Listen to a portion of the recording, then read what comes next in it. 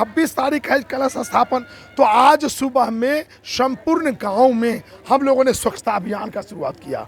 उसके बाद हम लोग कलश शोभा यात्रा निकाले और फिर माँ गंगा के कट चुके। ये घाट नदी जो है वो जीवछ घाट है, लेकिन हम इनको गंगा कहते हैं। रविदास जी कहे थे मन चंगा तो कठोत में गंगा। तो नारी का हरण किया, स्त्री के सम्मान का हरण किया, तो उसके रूप। नमस्कार, आप देख रहे हैं न्यूज़ 21। न्यूज़ 21 में आपकी स्वागत है। हम संजय कुमार सिंह आज आए हैं कटवारा घाट, जो कि आप यहाँ पर मैं विनय जी से मिलेंगे और यहाँ का जो है सार्वजनिक भगवती स्थान जो है यहाँ की चर्चा करेंगे। विषय पर में दुर्गा जी का मेला लगा हुआ है और आज से दुर्गा पूजा चालू है। इसी संबंध में इनसे जानकारी लेने के लिए और बात करने के लिए आए हैं। विनय जी, आपका न्यूज़ 21 में स्वागत है। बहुत बहुत धन्यवाद, आभार संजय भाई जी आपका।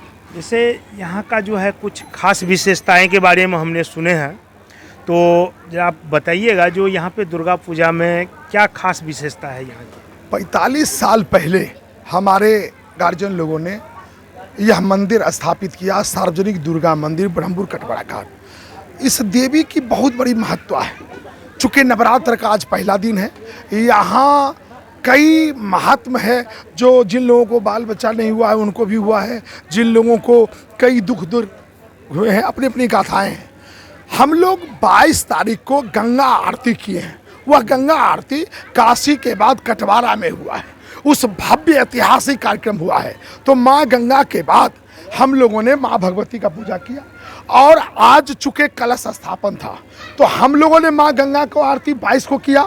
चूँकि 26 तारीख है कलश स्थापन, तो आज सुबह में संपूर्ण गांव में हम लोगों ने स्वच्छता अभियान का शुरुआत किया। उसके बाद हम लोग कलश शोभा यात्रा निकाले और फिर माँ गंगा के कट चूँकि ये घाट नदी जो है वो जीवछ घाट है, लेकिन हम इनको गंगा कहते हैं। रविदास जी कहे थे मन चंगा तो कठोत में गंगा। तो ये जीवछ घाट है। माँ जीवछ की भी एक बहुत बड़ी महत्व है यहाँ। जो जिन लोगों को पुत्र नहीं होता है और वो अगर इस नदी में आके स्नान करती है तो उनको वो पुत्र की प्राप्ति होती है। तो गांव और इलाके में देखिएगा उसका नाम जीवछ रखा जाता है। तो ये बहुत महत्वपूर्ण स्थान है। आज चूँकि नवरात्र का पहला दिन है, ऐतिहासिक भव्य कलश यात्रा की है, बहुत भव्य यात्रा। और आपके सामने में देख रहे हैं जो नवरात्र का पहला दिन है, इस श्रद्धालुओं की बात है तो भव्य कार्यक्रम किए हैं और नवरात्र का पहला दिन है। आपके चैनल के माध्यम से हम उन सभी दर्शकों को भी कहते हैं, एक स्लोगन हम किया है, आइए मुस्कुराइए, दुर्गा पूजा का उत्सव मनाइए, ब्रह्मपुर में आपका स्वागत है। जैसे कि हमें पता चला है आप यहाँ पे रावण दहन भी करने वाले हैं, तो क्या उसका क्या विशेषता है और क्या उसके बारे में आप कुछ जानकारी? देखिए, जो कुछ भी यहाँ कार्यक्रम कर रहे हैं वो ऐतिहासिक कार्यक्रम कर रहे हैं। मालूम नहीं है, भाव से करते हैं, दिल से कर रहे हैं और दिल में जो उठ रहा है वही कर रहे हैं। तो गंगा आरती किया। आज जब अभी आपके चैनल के कई लोगों ने, आपने भी बाइट लिया है, तो भव्य कलश शोभा यात्रा निकाले हैं। सचमुच में आपके चैनल पहला पत्रकार हैं जो बाइट ले रहे हैं।